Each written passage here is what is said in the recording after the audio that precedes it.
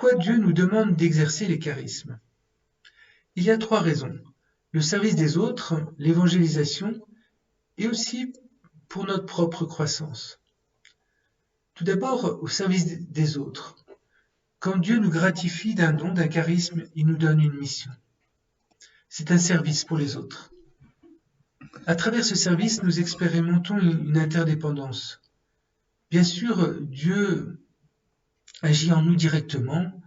Il nous parle par la prière, par sa parole, mais aussi Dieu a envie que nous ayons besoin les uns des autres. En effet, nous sommes un seul corps et il nous est bon de recevoir des autres, et pas seulement de Dieu. C'est comme cela que Dieu édifie notre corps qui est l'Église, et qui nous fait mieux comprendre qu'elle a plus à offrir que les sacrements et la parole de Dieu. Ces charismes aussi sont pour l'évangélisation.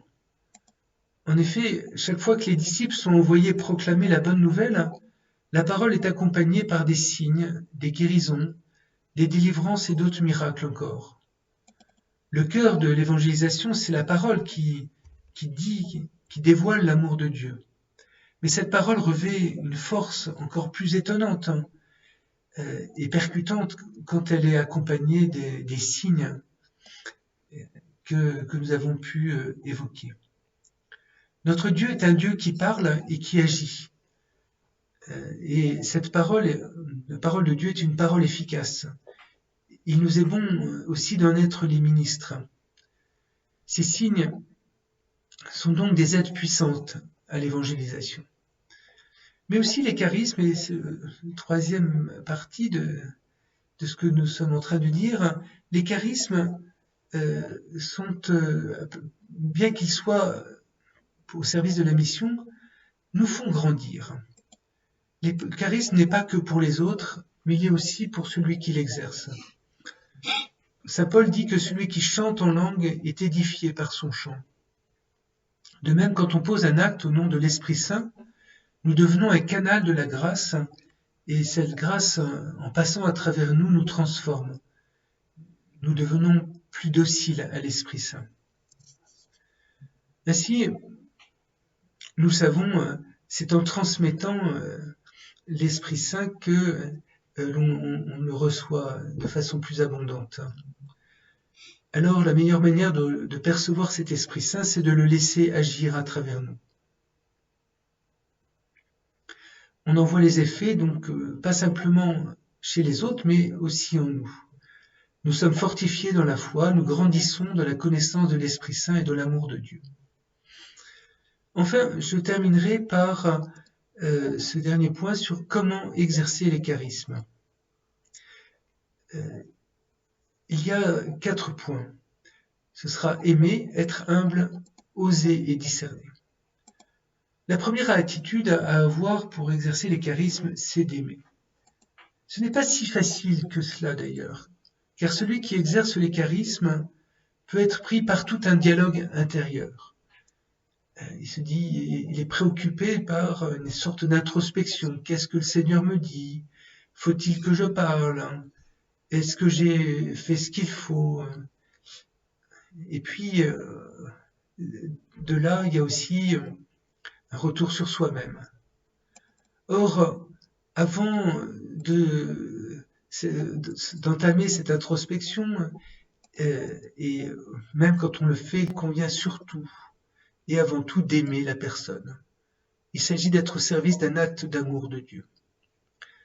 Souvenons-nous de 1 Corinthiens 13, le premier verset, « J'aurais beau parler toutes les langues des hommes et des anges », sous-entendu, j'aurais beau aussi avoir ce charisme des langues, mais aussi les autres charismes, si je n'ai pas la charité, s'il me manque l'amour, je ne suis qu'un cuivre qui résonne, une cymbale retentissante. Deuxième point, l'humilité. Elle est essentielle. C'est même le signe que Dieu est à l'œuvre. Dans le livre des Nombres, Dieu qui parle de Moïse ne met pas en avant ses qualités réelles pourtant de génie militaire, d'organisateur. Non, Dieu dit « Moïse était l'homme le plus humble sur la surface de la terre ». Au début de l'exercice des charismes, on est dans l'action de grâce. Mais assez vite, on peut se centrer sur soi-même et se dire finalement, je suis quelqu'un de pas si mal, je fais de belles choses. Grâce à moi, le Seigneur fait des miracles, provoque des choses étonnantes. C'est là où l'orgueil peut se glisser et fausser alors cet exercice des charismes. Travaillons donc cette humilité, en particulier en rendant à Dieu ce qui lui revient à travers les charismes, c'est-à-dire tout. Troisième point, il faut oser. En effet, dans le charisme, il y a la part de Dieu et la part de l'homme. D'une certaine façon, tout est de Dieu et tout est de l'homme. Si je ne réponds pas à l'appel, si je ne me jette pas à l'eau en disant « Voilà, j'ai reçu du Seigneur ceci ou cela », il ne se passera rien. N'ayons pas peur d'oser. D'ailleurs, nous sommes tous appelés à exercer les charismes. Lors de l'effusion, nous pouvons voir fleurir des charismes, en particulier le parler en langue, le chant en langue. Mais c'est surtout à la suite de l'effusion qu'il faudra dire au Seigneur « Me voici Seigneur, je suis prêt. Aide-moi à discerner les charismes que tu me donnes. » Il n'y a pas de honte à demander un charisme. Saint Paul le premier nous dit « Efforcez-vous d'atteindre la charité.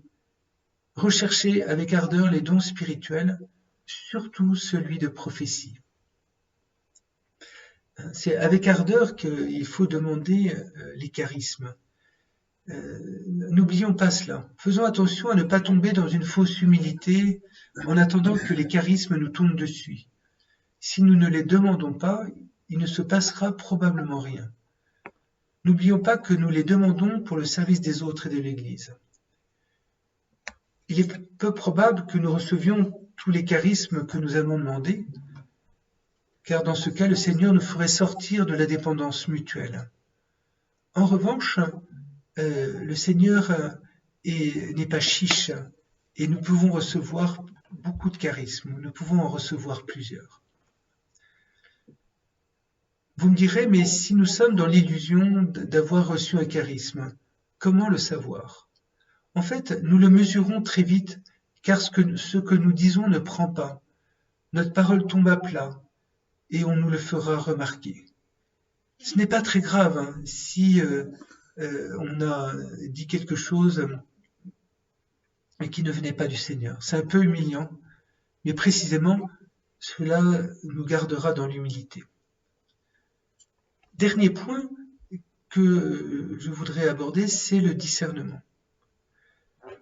C'est un charisme, mais c'est d'abord ce que nous avons à choisir quand nous laissons le Seigneur passer à travers nous.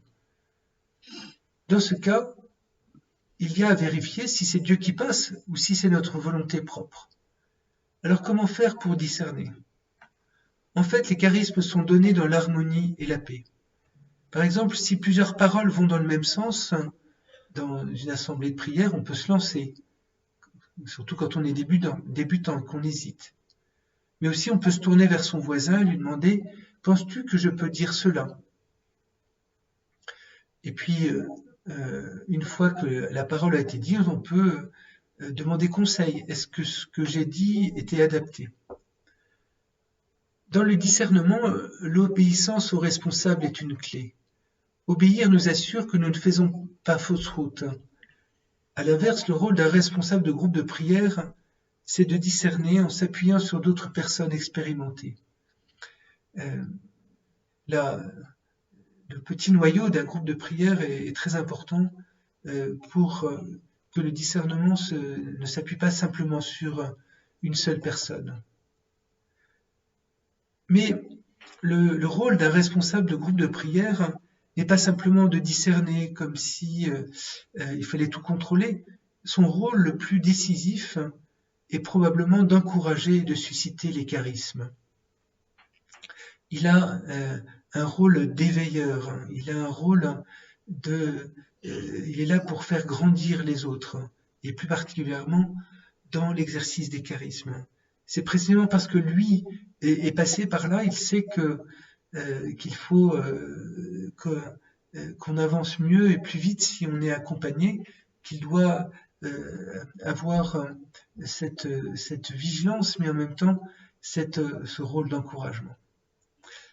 Voilà, chers amis, ce que je voulais vous dire aujourd'hui sur cette étape qui est notre dernier enseignement vidéo et qui avait trait aujourd'hui à notre préparation de l'effusion et au charisme. Bonne et sainte année à vous.